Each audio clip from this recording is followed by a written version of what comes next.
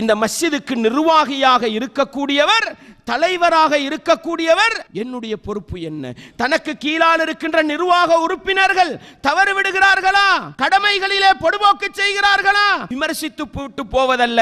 அந்த நிர்வாகிகளை அழைத்து குர்ஆன் சுன்னா அடிப்படையில் உன்னுடைய கடமை இது, இதை நீ செய்யவில்லை என்றால் மறுமையிலே நீ மாட்டிக்கொள்ள வேண்டி வரும் என்று எச்சரிக்கை செய்யக்கூடிய தலைவராக இருக்க வேண்டும். தலைவர் தவறு விடுகிறார், தலைவர் அவருடைய கடமையை செய்வதில்லை. கீழ் இருக்கிற நிர்வாகிகளுடைய கடமை என்ன? தலைவரை விமர்சித்து திரிவதா? இல்லை.